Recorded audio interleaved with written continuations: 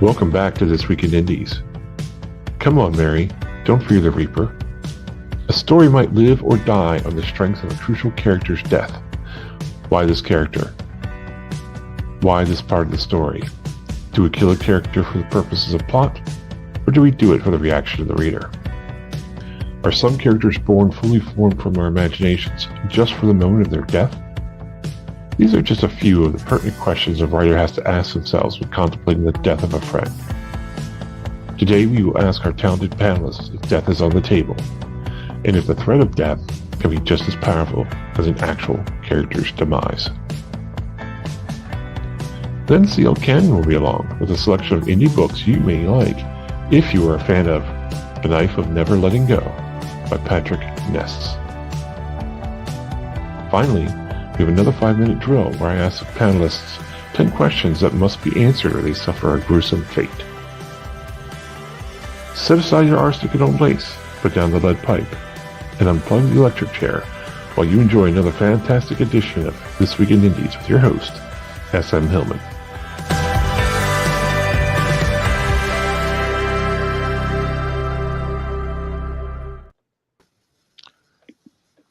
Hello, everyone. Welcome to This Week in Indies, where I, S.M. Hillman, will take you to the darkest places you can imagine, at least for the next 60 minutes. You may recognize me as the host of Zero Means You're Dead here on the Go Indie Network, as well as the occasional game master for Hit the Dice, the most metal actual play since German soccer hooligans visited the French counterparts at Verdun. Thank you, everyone out there, for joining us in chat. If you're listening to us live at Budokan, please remember that your comments are just as valuable and bring in more viewers. We love to answer questions you pose. Speaking of valuable, let's go ahead and hear from the curious minds of our panelists. Excuse me, as they introduce themselves and reveal to the audience their favorite vocalist. We will start with, hold on.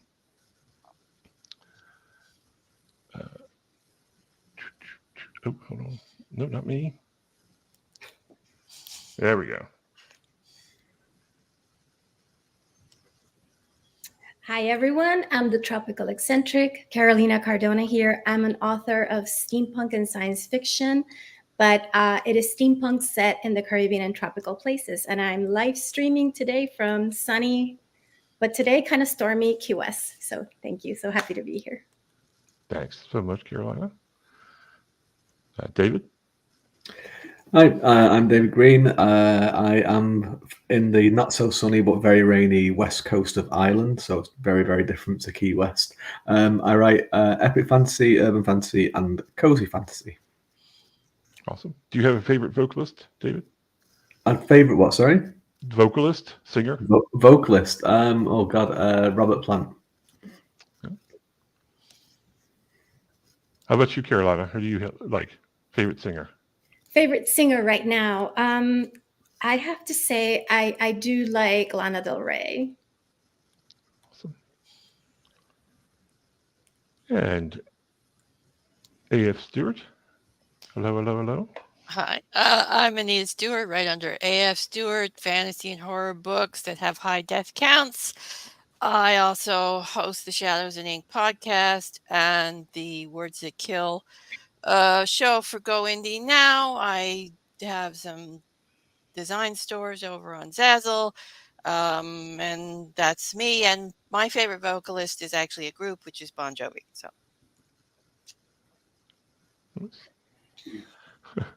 And Rachel Brown. Shout out from New Jersey. I'm all about Bon Jovi. Sorry. Rachel A. Brune, and I write in whichever genre is appealing at the moment to me, which means I write in very many genres, but I have a soft spot in my heart for the dark and spooky. I write the Werewolf Secret Agent series, the Rick Keller Project for Falstaff Books. I also run Crone Girls Press, which is an indie horror micropress specializing in anthologies. And my favorite vocalist, at the risk of sounding completely pretentious, is Cecilia Bartoli. I could listen to her sing pretty much for the rest of my life. Awesome. Thank you all so much for being here with us today. Just for those who want to know, mine, of course, is Stevie Nicks. Some of you know that, some of you don't, but now you all do. Okay, audience, you hit that like button as if the last Pez in the Pez machine, and subscribe to this channel to support Go Indie Now and indie creators everywhere. Tell your friends and even tell your enemies. So we, this could be an intense subject for folks. So I just want to say up front, we will be talking about death of characters mostly. Just make sure that you're okay with it while you're listening. And I guess we will go ahead and see if we have any comments. Books by Tiffany says hello. All right, so let's go ahead and get started. Realizing that we write in genre and idioms, Carolina, let's start with you. Is death on the table for you in your books? Absolutely. I think every story, to an extent, is the struggle of living, and therefore you're establishing that there's a struggle to live because there is death at the end of it, whether that death is physical, emotional, or even metaphysical. Absolutely, there has to be. That is the essential tension of storytelling to me. So when I set out to write something set in the 19th century, we all are going to assume that all of my characters by now are deceased. But yeah, and when you're faced with political turmoil and these other sort of threats around the life, that it's very hard times to live in that, at the crux of that century. So it absolutely is the ultimate presence of that tension for me. Awesome. David, what about you? Yeah, but it depends on the genre, really. So with cozy fantasy, not so much. There's not so much death and misery in that. But in my epic fantasy and urban fantasy, yeah, there would be quite a lot of character deaths and whatnot, ranging from rank and file background kind of characters to main characters. Especially in a series that's finished, you kind of have to kind of even though it's in the realms of fantasy, you have to kind of ground things and making it clear that not anyone is safe is pretty important if you want to have like something that's got huge stakes in it. And killing off characters can help with that, but obviously as well, it's not something you just do like a roll of a dice or a flip of a coin. It has to like kind of make sense in the story. I'm as a reader, like I don't mind characters dying. I don't mind main characters being killed off, so long as it doesn't feel like it's gratuitous and it's just there for shock value. If it's an organic part of the story, or if it's like it's a challenge for a character to overcome, or it's there for a reason, then I'm usually all for it. Awesome. Anita, what about you? Yeah, well, most, if not all, of my books revolve around death in some form, because they have horror elements to them. And like in my trilogy, the main character is actually the god of souls, so his whole thing is death, basically dealing with people who haven't passed on to the afterlife after death. And like the horror books, I mean, there's usually revenge and murder and gore and things like that. So yeah, death is pretty much a prevalent theme in my books. And Rachel? So personally, yes. Whatever I'm writing, whatever genre, death is always something that is going to be there, whether it's implicitly stated. No, whether it's explicitly stated or implied. If I kind of agree with David. If you're setting something up and it makes sense, if it's organic to the story, then yes, that death is going to happen, whether it's a romance. Obviously, it's not going to be according to the genre expectations, one of the main characters, but there's plenty of setups where a death would be appropriate. If it's literary, if it's Russian literary, you could probably expect that pretty much everybody's going to die. But yeah, if you're writing, I think any sort of work that's set with people and you want to lend an air of reality to it, or if you want to set it and get people really wrapped up in that world, then if you're going to have the promise of life and hope, then you have to counterbalance that with the potential threat of loss and death. Excellent. Yeah, some of our audience members saying hello. Thank you, Jenna. So going in reverse order, Rachel, we'll get back to you. How do you decide a character has to die? Is it pre-planned, or is it just to pick a volunteer when the time comes? I know David had mentioned a few things, but Rachel, for you, how does it work? I don't know if I've ever picked a volunteer beforehand. There have been a few short stories where the plot revolves around a death, whether it's a mystery or some sort of other genre where the characters are coming into the setting of the story knowing that a death has occurred. If it's a death that's occurring within a larger work, so for instance, in the Red Collar Project, in the first book, there's a character who, I don't want to give away spoilers, but go read the book. Eventually, one of those characters dies. And then the main character is dealing with that loss in the next book. And originally, I hadn't planned to kill off that character. It was going to be more of an imprisonment situation. But then as I realized what I was writing, as I got into the thick of it, into that flow creative state, and realized what was going to happen to the character, it was as if the story itself was telling me this is what's going to happen. And it made sense. I have been in a place where a character's like, hey, I think we should kill off this character. And that didn't happen because there was just no reason for it to happen within the rest of the story. And I agree with the person who just commented, no killing a dog. Yeah. Yeah, for sure. I always tell the players in my RPG sessions that there's familiars and their pack animals are safe.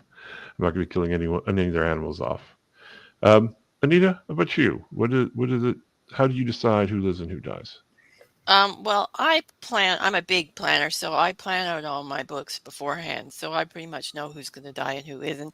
Although sometimes characters surprise me and volunteer for death. So that, and in reference to the dog, I make no promises on that ever. So just be warned. So far, no actual dog characters have died or animal well, there's been a couple of animal characters that have died in massacres, but that's not my fault. The characters did it. But most of the animal stuff happens off page. I'm just saying. Gotcha. There we go. David, I mean, you've already sort of answered this a little bit. Yeah, so I'm kind of halfway between a plotter and a pantser, so like a plantser, I guess. So there's some people that I kind of like, I know kind of like what's going to happen to them in advance, but you can be surprised sometimes where you might come up with, especially if you're not completely plotted out, and if something just organically happens where it kind of just makes sense. Like, there might be a situation where it's like, well, it doesn't actually make sense that someone would survive from this, or like everyone would survive from this. And on the other hand as well, there's other things as well where if you become too attached to a character, I mean, I kind of had that where I was in two minds about killing off a character in one book, and I didn't. And then when I got to the fourth book, which was the last book in the series, I was kind of not really sure what to do with this character because they're still around, and I probably should have killed them off. But then I thought of something to do with them in the end. But for first part of like writing that book, most of my thinking was like, why did I leave this character alive?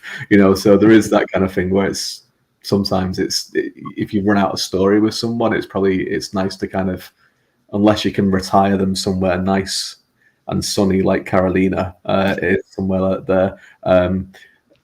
Unless you can do that, it's probably sometimes it's best just to kind of wield the axe. Gotcha. Okay. Carolina, how do you choose? So with me, I'm also a careful and deliberate plotter. I cannot even begin a book without knowing how it ends, or at least where it's all going and what the center, what the third act is going to be. And the second act, especially, it's the one I struggle with the most. I do approach it in two ways, I would say. I do believe that each book I write, or each story rather, has its own moral code. And it's not my moral code, or even one that I necessarily agree with. But I do believe in writing story or deaths that feel that they fit the moral of the story or the rules of the story. That morality that comes in a code in every work that is implied or explicit.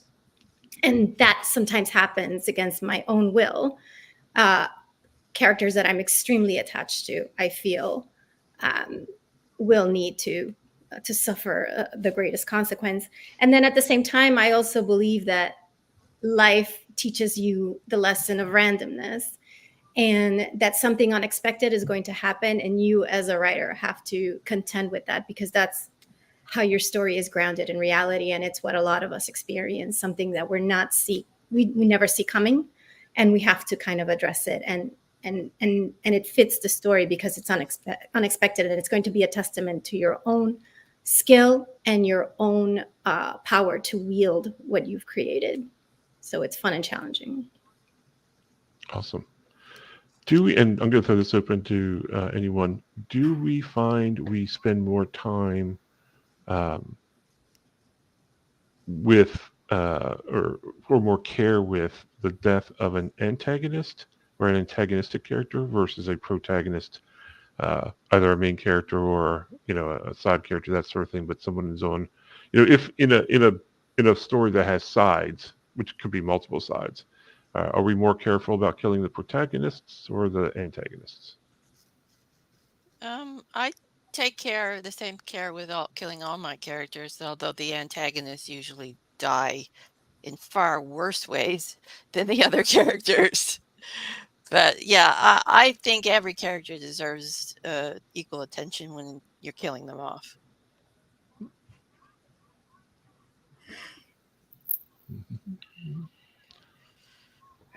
Yeah, I think you kind of have to even it up in a lot of ways, because otherwise you get this kind of plot armor kind of thing with your like protagonists, where they just seem to be able to survive constantly from very kind of like precarious situations that other people can't do, especially villains. So you kind of have to even it up, and there's again, it's kind of it's a trope in a way, but like it's a reliable thing of like showing how villainous someone can be to kind of get one up on the group of protagonists in whatever way that is, by killing off like someone who's very close to kind of like the main character or something like that.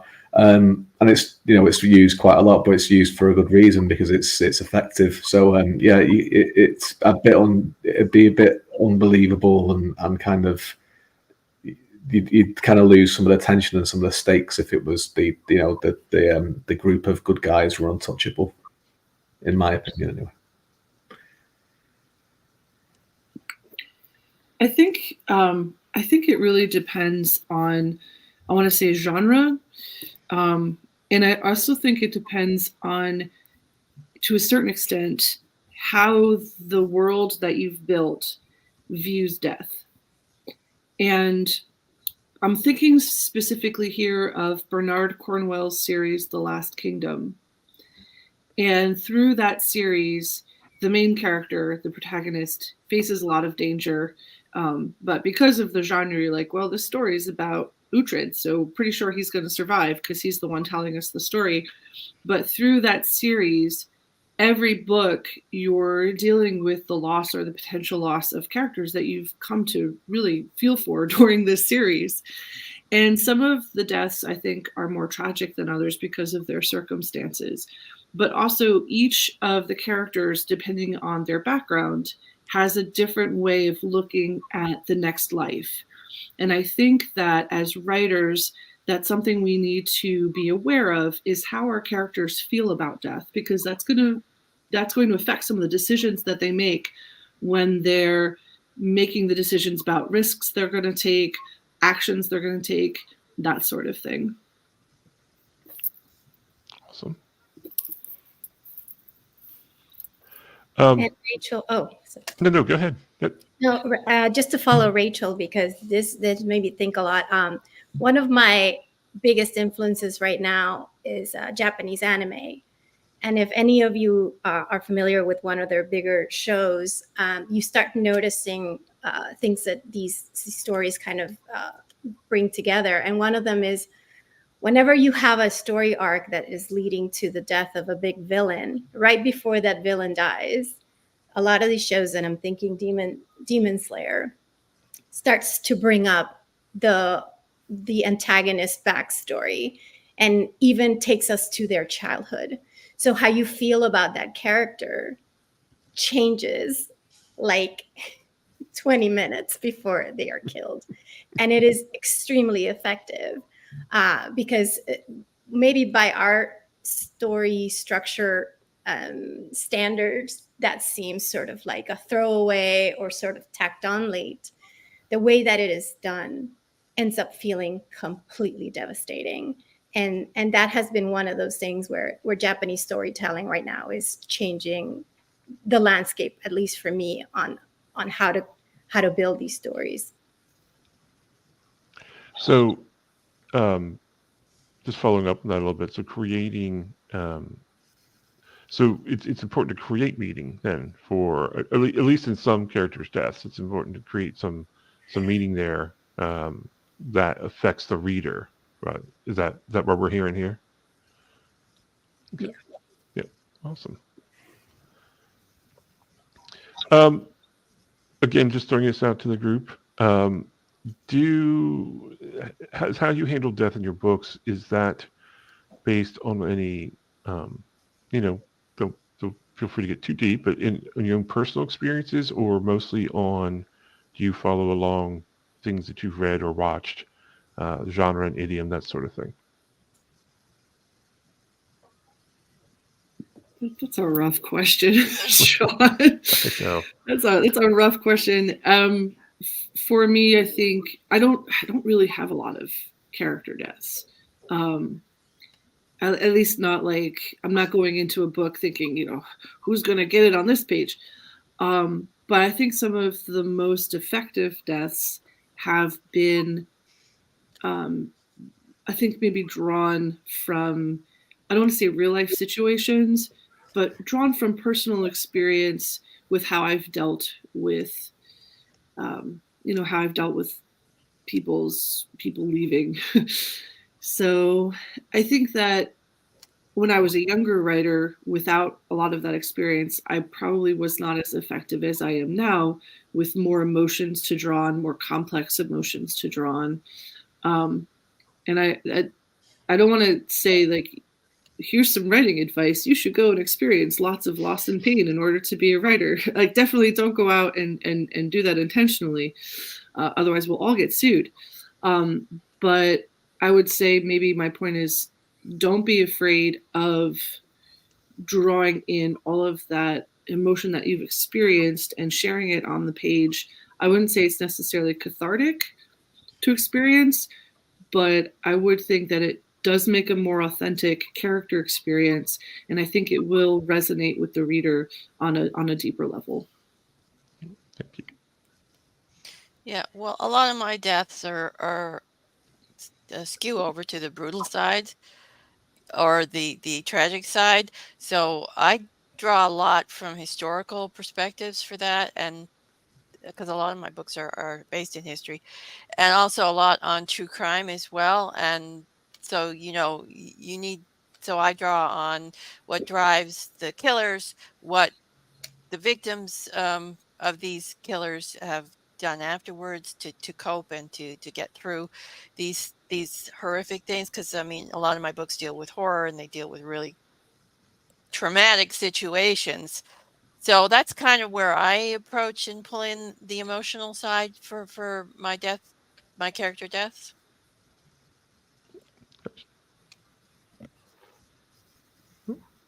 So for me, because I'm writing steampunk, which tends to ask for a lot of suspension of disbelief, and my main character in this sense is a robot, and wielding some elements of science fiction, time travel, all that kind of stuff. I do believe that all of these have to feel even more human, that there's even more pressure for these things to be relatable. And even though that this is a robotic being, his experiences and the experiences of the characters around him and his attachments have to feel especially human.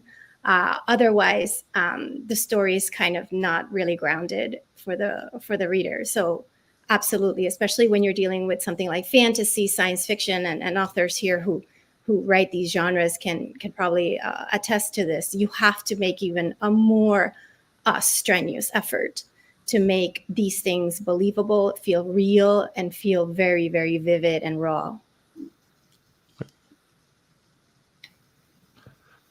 David? What was the question again? I was listening to everyone, so I've forgotten what the question was. Do you draw mostly from personal experiences when writing character deaths, or do you draw from things you've read and watched? Okay. Or somebody mentioned historical characters as well? Yeah, a lot of it from personal experience, really.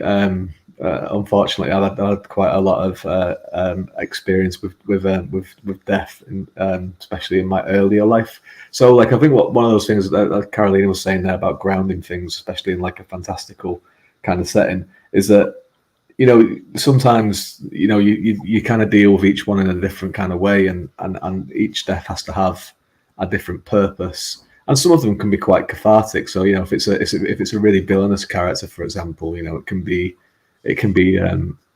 quite a happy moment, I suppose, for the reader and for the characters. But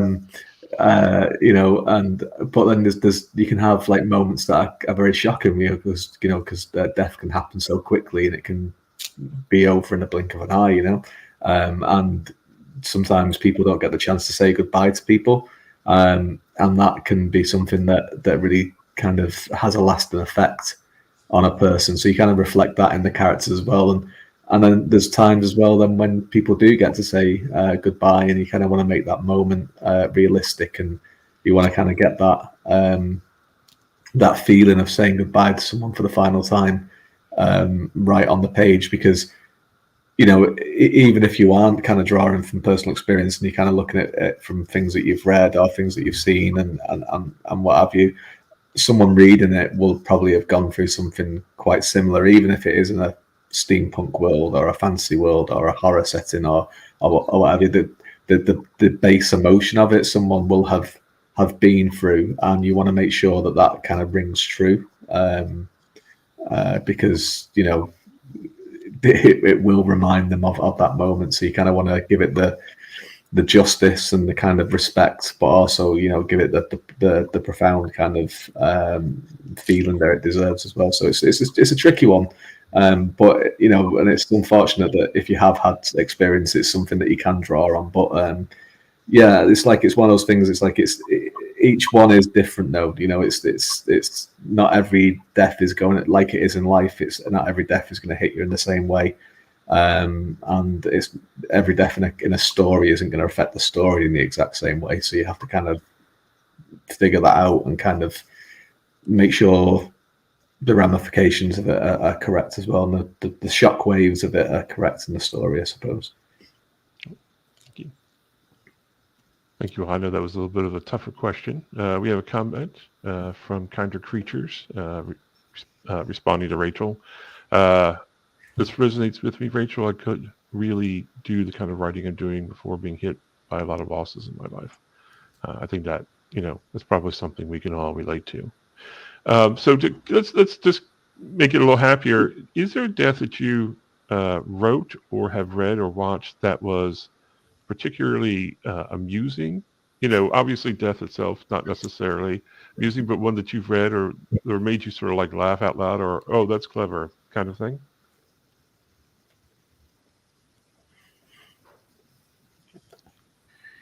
I think we're all a little nervous to answer that question. I was waiting for people first, but I can think of some. This is going to possibly change some people's opinions about me, but yes, there have been, and they tend to come in like comic book movies, which I absolutely love. But when you have that absolute absurdist outlook and you have slapstick deaths, and I'm specifically thinking here of the second Harley Quinn movie, not Birds of Prey, but the most recent one. And there were parts of that when I was laughing and I thought to myself, I probably shouldn't be laughing at this. This is probably saying something terrible about me, that I'm finding this to be so funny and entertaining. And I just kept repeating to myself, it's not real. It's okay if you laugh at it. You're really not a sociopath. But yeah, that's where I was at with that particular movie. Excellent. Yeah. There's a few that I kind of like. I feel I said before, like sometimes like the deaths can be quite cathartic, and you can be quite have a happy moment for characters. But there's a few that kind of stand out from other things. I'm a big Supernatural fan, which most of the main characters in that have died multiple times. And there's one episode where Dean dies, I think, about 100 times in one episode, and some of them are very, very slapstick and it's kind of funny. And I remember, I don't know if you all used to watch Lost, but there's the bit where I think it's the first season where or it might be the second season, where they go and get dynamite off the old shipwreck that's in the island, and there's this big thing where they take that chemistry teacher with him, and there's all this I've got to come because I have to handle the sticks properly because they're so volatile, and they've probably been degraded over time and all this. So they have this big tense thing when they're gathering all these dynamite sticks, and everything goes fine. And then when the guy who's the one there to make everything is safe gets one, it just explodes, and the guy just is in like pieces, and there's pieces of the man. I think you got a piece of ant on you, and it's just a good diffusion of tension sometimes. And it was funny as well because the character isn't very likable, so people kind of laugh about it. In my own work again, there's a scene in one of the books where one of the main kind of antagonists of the first of the early books in the series is kind of confronted by someone who is also quite a villainous character, but it looks like he might be on the point of redemption, and he's been kind of quite emotionally and mentally abused by this character, and he's kind of this villainous character is trying to egg him on at the end, just to kind of just to have some little bit of power. He's trying to grab one little bit of power that he's got left, which is over this person. And I tried to write in a way where it's you think, well, this guy's seen the light and he's not going to react to it, and he does react to it and just beats the guy's brains out against the pavement. And it's kind of it's shocking, but I get loads of people that write to me about it, and they say I love that scene because he had it coming. So it's it's one of those things where some people do like a good death, especially if they don't like the character. Yeah. I can think of two that one of them you might know if you are Marvel fans. If you saw the first Doctor Strange, where he's negotiating with Dormammu, and his hero, I guess, gesture is to keep dying and dying and dying as he's negotiating with Dormammu to save the world. And every death, because it's sort of a quick cut treatment, is hilarious, but it's really torture. And then the other one you guys might not know unless you're again an anime fan. It's called The Legendary Hero is Dead, and the premise of this is a farmer kind of taking over the role of a legendary hero, and it's a fantasy. But the way that this magnificent, awesome hero that everybody praises dies is really, I think it's falling into a pit of dirt. So even though he's the greatest hero they've ever known, his death is quite stupid and mundane. So I think those are two instances where death is seen as shouldn't be, but absolutely works as a comical ploy. Gotcha. Awesome. Yeah, I have to agree with David about Supernatural, especially the Christmas episode, because in the end, when they kill off the pagan gods that are they're fighting, and they use the Christmas branch to impale them, and then there's this little tiny ornament hanging off of it, swinging back and forth. I found that highly amusing. But so yeah, I mean, Supernatural has a lot of well done deaths. Awesome. Just to remind folks who are watching or rewatching on YouTube to like and subscribe to Go Indie Now, and that helps us out a lot. We appreciate it. All right, before we get to the Indie Connection, do you have another source, like another writer who was influential in how you handle character deaths? Either someone you know personally, or someone that you've read that was like, oh yeah, I like the way that they do this thing. It could be more than one person. Well, Neil Gaiman is very good about doing deaths, especially since he has a actual character death. And I love the graphic novel that was about her, The High Cost of Living, which pretty much explores death as a concept in the entire comics. So yeah, I would say Neil Gaiman's one of my go-tos for how to handle death. Literally in this case. Yes.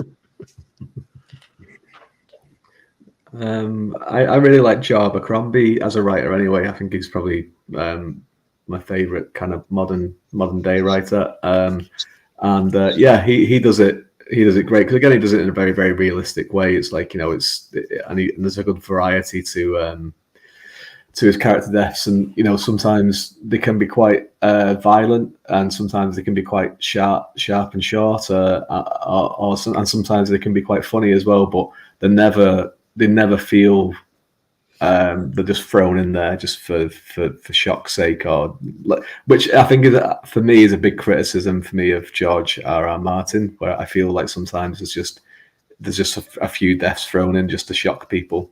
I never really kind of get that with Joe Abercrombie. I think they're all kind of like well earned and really well written, like everything else that he does. So yeah, he would be one of my favorites.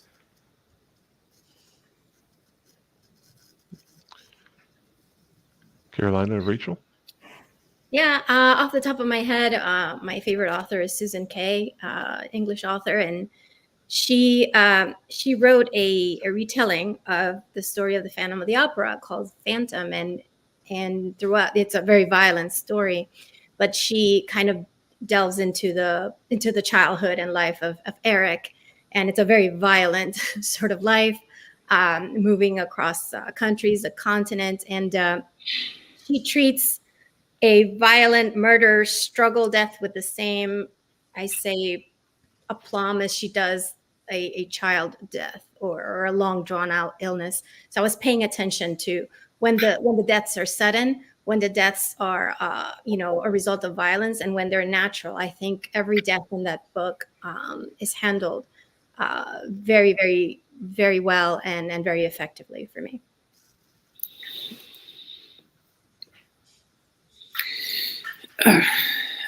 Thinking about it, I would probably say Bernard Cornwell again.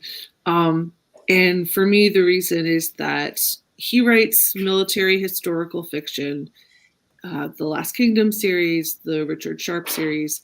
And while I don't necessarily write historical fiction, I do have a number of characters who are military, have military backgrounds.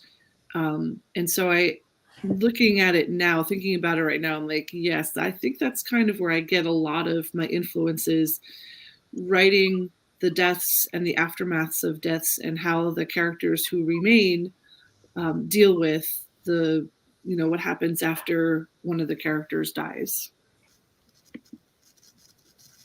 Awesome. Kind of Creatures, Lily, as Robin Hobb is the first author since Philip Pullman to make me weep.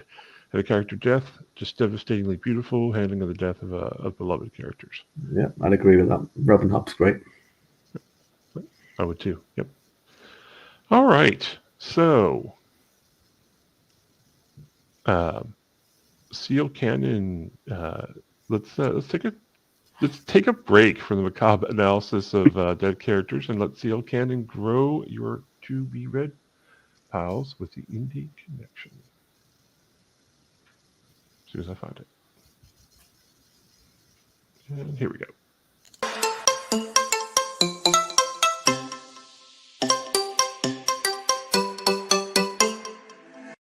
Hey guys, Seal Cannon here from Fiction Atlas Press, bringing you another Indie Connection.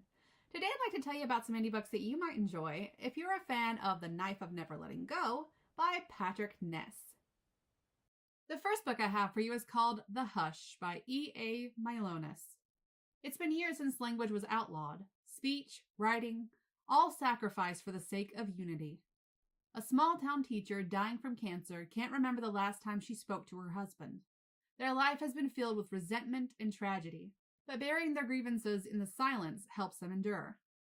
They both have hard decisions to make when Corvo, a living crime, breaks into their farmhouse. Unlike other children, her vocal cords haven't been removed at birth. Words rush back into the couple's lives, and for the first time in years, they'll have to face the damage silence has done to them. If that doesn't destroy them, the town sheriff will. She sees Corvo as a chance to regain some sanity in a world she herself helped make silent, and will stop at nothing to get her. The second book I have for you is called The Phoenix Project by Catherine MacDonald. Made in a lab, Ash was manufactured to be a genetically perfect specimen and raised to be a leader, a soldier, until one day she fought back, at a terrible cost. Ash and her remaining family flee towards the city of Lucca, a dark, grim metropolis riddled with violence and disease. Despite this, and the loss that haunts them still, they manage to thrive and stay hidden from their creators. All that is threatened when Ash saves the life of Nick, a member of the resistance group known as Phoenix. Nick is convinced that Ash is the key to bringing down a corrupt government and building a better tomorrow, and Ash finds herself increasingly drawn to him. But then the past catches up to them, and Ash is forced to finally confront her true purpose. The third book I have for you is called The Given by Gary Clark. In a world where the power to read minds is outlawed, can Jay ever find freedom? Jay must hide her true abilities if she is to stay safe. But as her power grows stronger and the authorities more intolerant, she knows that time is running out. When Jay's energy is detected by a powerful reader, she has little choice but to take action. On the run with her friends and just one step ahead of her pursuers, she must decipher the words of the legend and reveal the secrets of her childhood stories if she is to find safety. As she unravels the mystery, the readers close in. Will Jay unlock the true potential of her power and time, and find the courage to fight her way through the sanctuary of the Interland? And the last book I have for you is called Mind Secrets by Jane Killick. Waking up without his memories and hunted by Agent Cooper, Michael finds sanctuary with a group of perceivers, telepaths who sense the thoughts and emotions of others. Drawn into their battle to stay free of the cure which threatens to strip them of their powers, he searches for the person who stole his past. As the tension between perceivers and norms erupts into violence, Michael pieces together the shocking truth behind the origin of their power. To save his friends from destruction, he must face Cooper and confront the painful revelations of his forgotten secrets. Okay, that's all for me this week. I'll see you next week on the Indie Connection. Bye!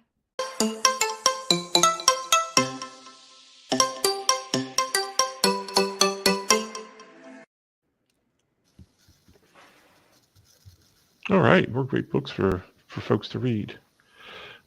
Okay, again, throwing this out to everybody. Hold on, where's my question? Just talk amongst yourselves while I figure it out. No, what about the technique of faking a death? how do you approach that? And is it something that you use a bit, a lot, never? As a read, and also, if you tell people as a reader, do you like that? Do you not like that?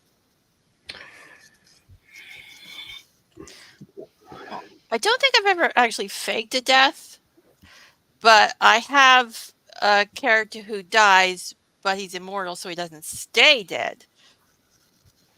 That's about the closest I've come. Like, I mean, yeah, so I've actually killed characters off and then brought them back. Right. But, people know they're coming back, so it's not like a faking of the death. Except possibly one character that came back as a zombie, but he got killed right off again, so I don't think he counts. No. Yeah, I don't think I've ever done it. See, I don't mind it in movies and TV shows because it's a visual kind of medium, and usually there are a lot more kind of movies are only a short runtime, and TV shows, the way TV shows are historically have been made is that there needs to be lots of episodes, so there's always and as some of the actors might have to go away and do other things for a little while and come back, so I understand that a little bit more. Sometimes it's like it's a demand of the medium, and I think there's that thing with TVs and films that if you don't see the dead body, then there's always a chance that they're going to come back. And I think it's kind of you kind of know that as a viewer. I think with books it's slightly different, because the longer you spend a bit more time with them, you're kind of in the mindset. You're imagining everything inside your mind when you're kind of reading them, and it's unless there's a really really really good reason for it, I tend not to like it, because I think it can sometimes just be, again, it goes into that kind of shock area. And it's funny, Lily mentioned Robin Hobb before, because obviously the main character, spoilers for a 30-year-old book, but like the Fitz gets killed at the end of, I think, maybe the first book, or it's the second book, but he obviously comes back because there is a mechanic of how he can kind of survive, and it's well thought out. And because he's also telling the story, it's first person, past tense, that he's going to come back. Something's going to have happened, where he would survive this death. And I think that's fine, because it's like it makes logical sense in the world, and it doesn't feel like it's just come out of nowhere. And I think that's the thing sometimes with that. It's like a halfway house, where it's like they kind of want the shock of killing off the main character and to kind of put the reader through the ringer, but then they actually don't want to proceed the rest of the story without this character, so they bring them back. And I think it's kind of a bit of a cheat, I think, sometimes with a book. But maybe I'm just being a bit weird, and where I'm like, it's fine in TVs and films, but it's not okay in books. But yeah, that's just me. No, I agree with you, David. In that sense, it cannot feel like a cheap way to get for shock value. For me, because again, writing about robots, it is difficult to kill them off, or impossible in some ways. So that is a burden that I have to, once I commit to writing about robots and I set those rules, I have to abide by my own rules and not cheat my way out of them. But I do try to, in that sense, make it so that the reader, that while it is a surprising scene or an element that they do not expect, when it does resolve or how it ends, it has to feel natural. But at the same time, it has to always carry a price. I feel that, at least for me, those are my very internal and personal rules. The character cannot come back unscathed, cannot come back just like, okay, do-over. For me, then that plot device I'm not a fan of. I try to at least have it there, that there has to be some stakes in what happens. Rachel, any thoughts? I also weird. Okay. I also am not a big fan of that particular plot device. And I don't know if I've ever used it. Thinking back through the stuff that I've written, I don't think I've ever used it, probably because I personally am not a super big fan of it. And especially in books when you are such an active participant in the act of reading, right? As you're reading, you are imagining the story, you're getting caught up in the story. And I do think that as much as I love films and television, reading, it's a little bit more of an active activity. So if you're getting invested in a character and that character gets taken away, like a couple of the other authors have said, it feels a little like a letdown or a cheat if it's not within the rules of the world and then all of a sudden there they are. With maybe the exception of spy novels, because spy novels and mysteries, sometimes that'll be part of the plot. Oh, they pretended to die and now they're alive. And even then I'm just like, okay, cool. I was really sad for a little while, and now you're telling me I didn't need to be sad. Thanks very much. I always think back. I remember reading on Gandalf's death the first time. It's like, oh, he fell off the bridge. It's terrible. And not necessarily, but I don't necessarily remember if I already knew he came back in the follow-on books or how I felt about it really at that time when he came back. But that's what was sort of got us into this question. Like, how do we feel about that? So, well, you're on dangerous ground now, friendo, because you're talking to someone who is deep into Tolkien stuff, and I will tell you that he did not come back. Gandalf the Grey actually did die, and it was a different person that came back, inherently different person. No, I think that's a fair point, right? That is a great point as far as that character goes. Gandalf the Grey was dead. He was gone. There's no coming back. All right. So you guys know what time it is now, right? So because I'm, 40 years of tech, being in tech and computers and stuff like that, and I can't figure out this stupid clock, I'm going to get 5 minutes on my my phone, or am I? I don't know. But anyway, it's time for our 10 questions. Is everyone ready? We will start with Carolina, then David, then Rachel, then Anita, and then we'll reverse it in the second question. Okay? They're not hard, I promise. I mean, they're kind of hard. It's fine. All right. Ready? 3, No, go ahead. 2, 1. Alternate universe you dies by misadventure. What is that misadventure?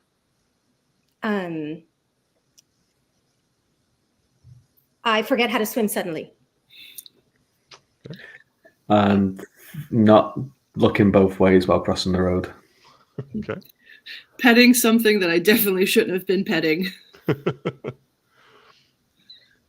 Talking to the wrong person. Okay. Gotcha. All right. Question 2. You time travel to the writing of a particular book. What is that book? Anita? Pride and Prejudice. Okay. Rachel? Little Women. Okay. David? Well, it's got to be Lord of the Rings for me. Okay. Carolina? Romeo and Juliet. Come on, man.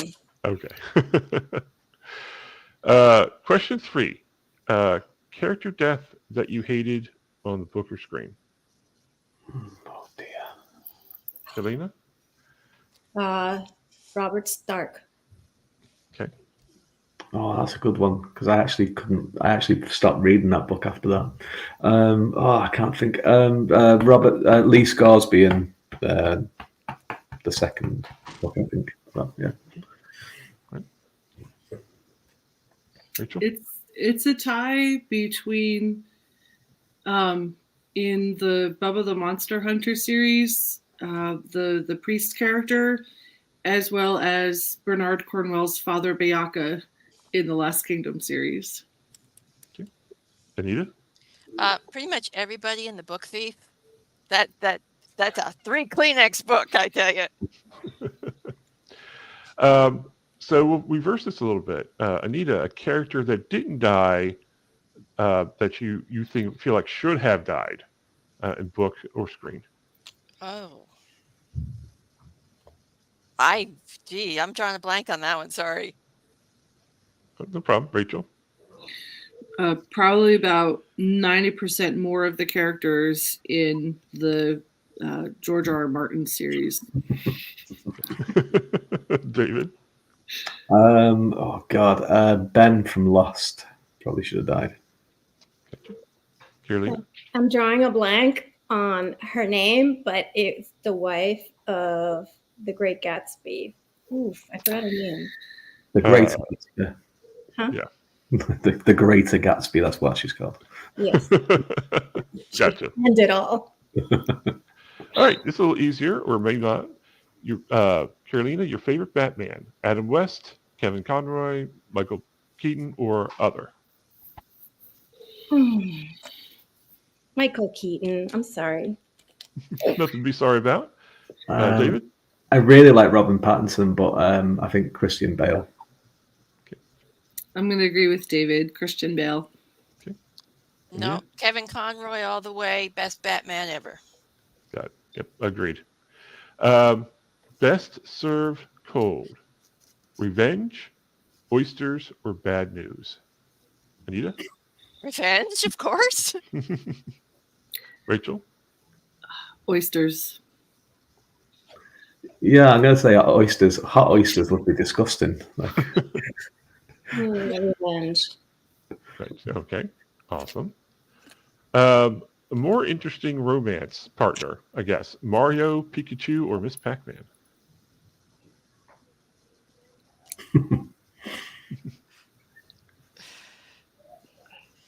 Carolina? A grown version of Pikachu, please. Grown Pikachu, right. Many evolutions. Well, Evolved. Miss Pac-Man certainly has some impressive oral skills, is all I'm going to say. Rachel? I got nothing. Miss Pac-Man, probably. Okay. Yeah, Anita? I'm going with Pikachu.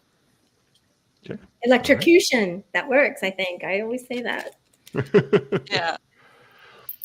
All right, Anita, do you have a favorite planet or dwarf planet in the solar system? Pluto. Poor Pluto. Okay. Rachel? Well, as someone who has read a lot of Ray Bradbury in my life, probably Mars. Okay.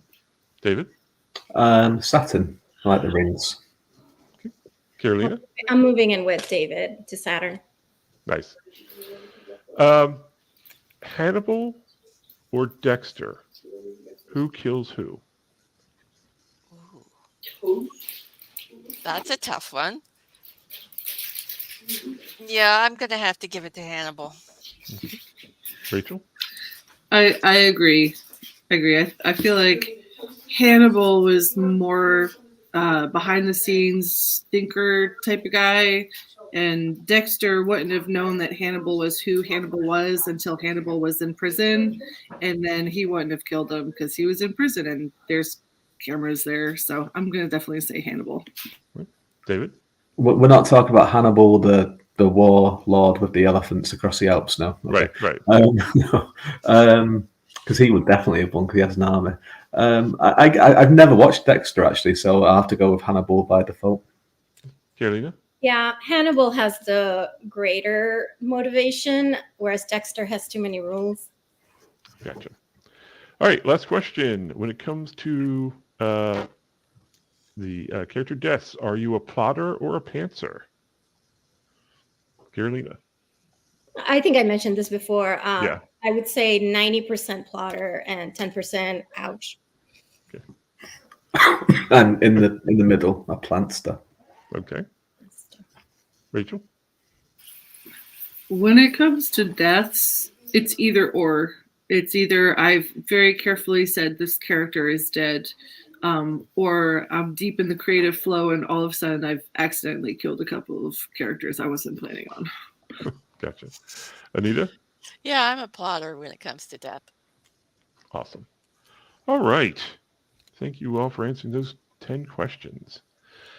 So, as we wrap things up today, I want to thank you all for being here. I want to thank our audience for participating, and I want to thank our panelists for being here with us today and talking about character death. Let's go ahead and start with start with Rachel. Tell people where you can be found on the interwebs and other places. Absolutely. So the best place is just to go to, that link right there. That one right there, yes. Linktree/Rachel A. Brune, and you'll find me pretty much everywhere I exist on the internet. The Crone Girls Press link is there, as well as all of my social media and website information.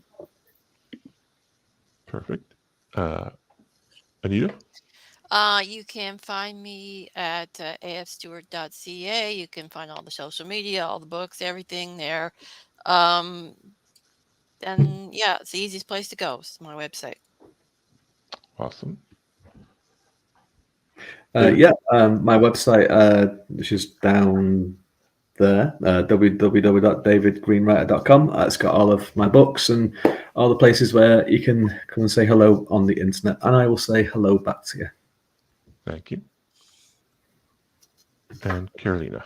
And I am the Tropical Eccentric, and on Instagram and Threads. They both have links to my site, and my book is on Andujar the Robot, which is a Gentleman of San Juan, is on Amazon, Barnes and Nobles, and some indie bookstores. Once again, thank you so much. I hope everyone had a good time. I know I did, and we appreciate you all being here. And remember, there we go. It's always time to go indie now.